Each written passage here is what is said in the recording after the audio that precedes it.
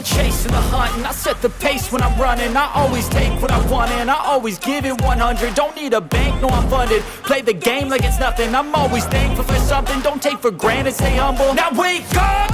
It's time to look at the enemy. Look in the mirror if he is no friend to me. It's not working out, maybe it's the chemistry. It's time to break up so I can make a better me. Better believe. Olá e sejam bem-vindos a mais um episódio do canal Dividendos. E hoje vamos entrar num tema mais técnico, com que muitos de nós nos deparamos ao analisar empresas de diferentes geografias. Vamos perceber a diferença entre os padrões GAAP e IFRS no que respeita à forma como as empresas apresentam os seus resultados. E comecemos por explicar o que significam as diferentes siglas. GAAP significa princípios contabilísticos geralmente aceitos, utilizados principalmente nos Estados Unidos. E IFRS significa normas internacionais de reportes financeiros adotadas em mais de 110 países. E como os nomes indicam, existe aqui já uma abordagem diferente de ambas. GAAP é um padrão restrito, baseado em regras, com algum detalhe e menos flexibilidade de interpretação. Já o IFRS é um conjunto de princípios ou normas guias mais flexíveis porque abordam sobretudo conceitos gerais. Digamos que enquanto no GAAP as empresas têm de seguir as regras ao milímetro, no caso do IFRS podem desviar-se apresentando justificações para tal. Mas entremos no que são as diferenças com exemplos concretos para perceberem como é que a teoria se transforma na prática. E as diferenças podem ser essencialmente de dois tipos. Temos as diferenças cosméticas, por exemplo, na forma como o balanço é apresentado, onde ambas têm ativos e passivos correntes e não correntes, mas enquanto as regras GAAP mostram a ordem dos ativos mais líquidos para os menos líquidos, o IFRS apresenta precisamente ao contrário. Primeiro mostra as entradas menos líquidas e só depois os ativos ou passivos mais líquidos. Na declaração de lucros e perdas também é normal vermos ligeiras diferenças no nome das entradas. Por exemplo, empresas que usam o IFRS podem chamar turnover à receita, ou profit ou net income, ou lucro líquido, mas a estrutura em si acaba por ser igual. Existe, no entanto, uma pequena diferença sobre como cada norma define a receita, e aqui entramos já no segundo tipo de diferenças, a que eu chamo estruturais. Por exemplo, para empresas que reportam em GAAP, a receita é reconhecida quando se transfere o produto ou o serviço. Já nas normas IFRS, o reconhecimento é feito pela entrega de valor, o que não é necessariamente a mesma coisa. Dando sequência às diferenças estruturais, a forma como os intangíveis de uma companhia são apresentados ou avaliados no balanço também é diferente. No caso de método GAAP, permite a capitalização da pesquisa e desenvolvimento apenas em casos específicos, e no caso do IFRS, a capitalização da pesquisa e desenvolvimento é permitida em mais situações, desde que atenda a critérios rigorosos. Isto significa que a investigação e desenvolvimento aplicado num ativo intangível só é reconhecido nas normas IFRS, e a exceção é o desenvolvimento de software, caso em que os dois padrões se aproximam. Ainda no balanço, IFRS e GAAP dão liberdades diferentes no cálculo do inventário. O GAAP, por um lado, permite 3 métodos diferentes de avaliação de inventário, incluindo o método custo médio ponderado, o FIFO e o LIFO. Nas normas IFRS, apenas o método LIFO não é permitido. E não é permitido porque, de alguma forma, as empresas avaliam os custos dos bens vendidos ou os COGS a um preço mais alto, resultando assim em lucros artificialmente mais baixos. E este exemplo que vem ilustra bem o que eu acabo de mencionar. Uma empresa que tenha 10 produtos, 5 custaram $100 e chegaram na semana passada, e 5 custaram 200 e chegaram ontem. Se a empresa vender 7 e contabilizar o inventário através do método LIFO, o custo que vai passar para a folha de lucros e perdas é de $1.200, 5 produtos a 200 e 2 produtos a 100. Se contabilizar pelo método FIFO, já o custo do COGS seria apenas $900, tendo vendido 5 produtos a 100 e 2 a 200. Isto é importante porque, se por um lado ambas as normas permitem paridades no valor do inventário, por exemplo, se o valor do mesmo cai substancialmente, já as regras GAAP depois não permitem reverter esta desvalorização. Ou seja, imagina que uma empresa registra uma imparidade no inventário de $2 milhões porque é a estimativa que fez depois de danos por fogo a um armazém, e analisada bem depois as perdas, a empresa chega à conclusão que só perdeu $1 milhão. Ora, as normas GAP não permitem voltar a aumentar o valor do inventário nesses $1 milhão.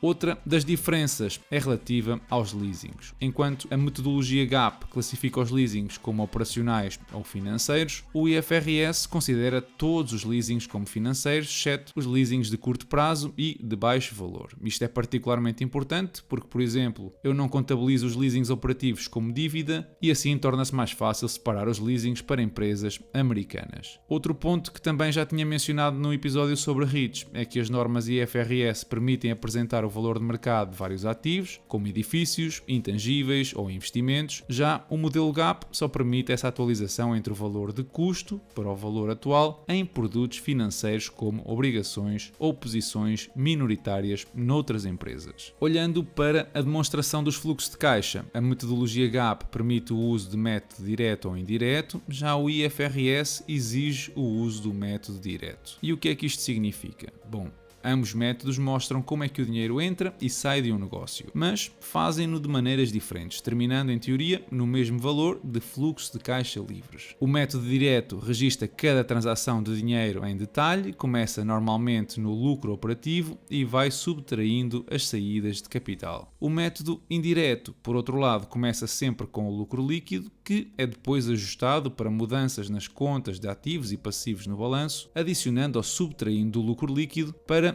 derivar o fluxo de caixa das operações. Este último é mais rápido e, apesar de ser menos transparente, porque não vemos discriminadas absolutamente todas as transações, é também mais fácil de entender. Independentemente do método, em teoria, os fluxos de caixa operacionais deveriam ser os mesmos.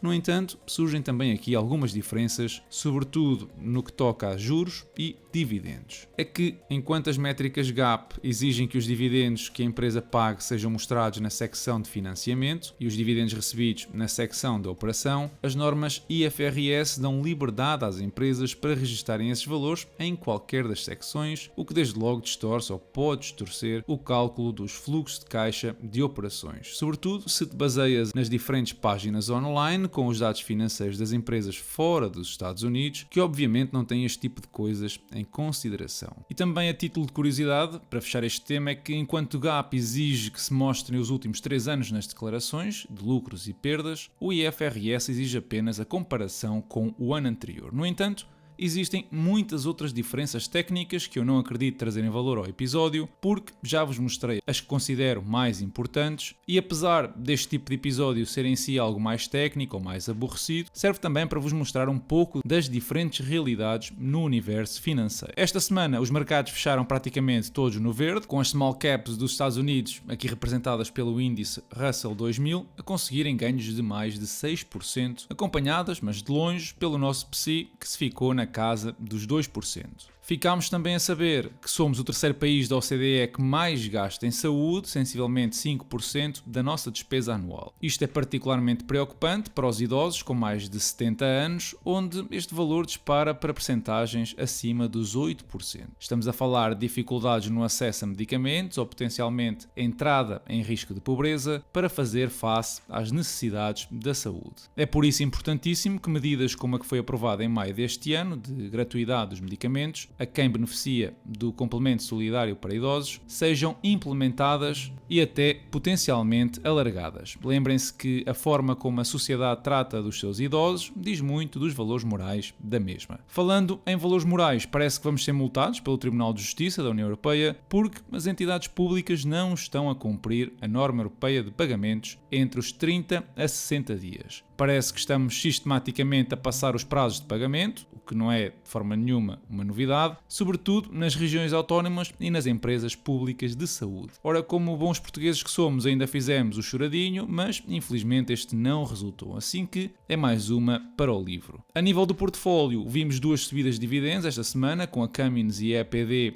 a subirem em 8% e 2% respectivamente. A EPD tem um estatuto especial, não se esqueçam, como MLP, e portanto a retenção na fonte acaba por ser superior a 30%.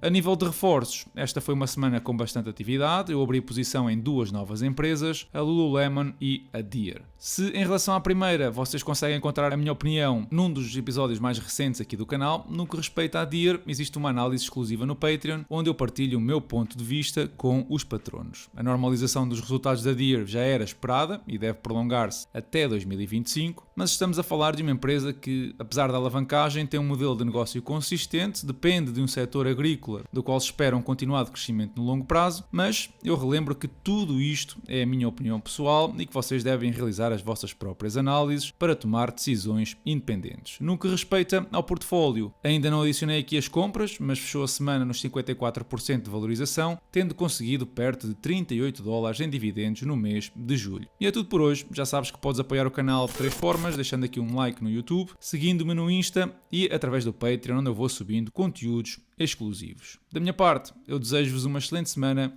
e bons investimentos. Bom, o A sistema maior de ensino- parte dos de ensino- portugueses pertence ao Partido do Estado. Quer dizer, recebe ordenados, recebe pensões, recebe subsídios, recebe rendimento social de E, inserção. portanto, não pensa. Não é não pensar. Se alguém lhe promete que isso se mantém e que até pode melhorar, as pessoas não têm razões para ir à procura de outra pessoa. As pessoas não vão à procura de PSD, nem de PC, nem coisa nenhuma. As pessoas vão à procura de quem lhes dê dinheiro. Mas não acha que para eles terem hoje uma já vida sabem? cómoda. Sr. Professor, não acha que esses 6 milhões, não direi os 6 milhões, mas metade que seja... 1 milhão que seja, Não dá, acha- dá para desequilibrar as eleições. 1 milhão que seja. Mas então acha, dá esse benefício da dúvida, acha que 1 milhão pelo menos é esclarecido e que não vai nesta cantiga agora, ou vai? Não, 1 milhão dá para votar favoravelmente ao Partido do Estado. Quer dizer, não é preciso que votem os 6. Nem sequer os 6 têm direito. Basta 1 milhão. 1 milhão desequilibra, porque com 2 milhões um partido ganha o direito a governar. Portanto, 1 milhão do Partido do Estado mais 1 milhão do próprio partido X ou Y dá para governar. E, portanto, aqui a manobra é, para além do 1 milhão do partido, ir conseguir no Partido do Estado angariar gente. Mas então não deixa-me é só- por acaso que o engenheiro Sócrates fala do Estado Social. Ele sabe muito bem do que está a falar. Ele não sabe muitas outras coisas, mas disso sabe ele bem.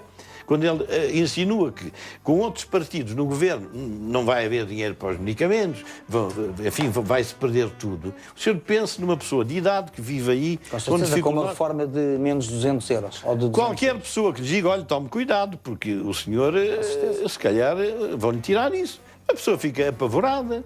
E os senhores das televisões levam estas coisas às casas das pessoas. Hoje, a vida política faz-se muito televisivamente. E os senhores nem Aliás, há uma agenda política nem sempre que é são tão concertada responsáveis com quanto mediatismo. deveriam ser na escolha das pessoas que lá vão. Os senhores deveriam escolher pessoas que ensinassem o português a pensar.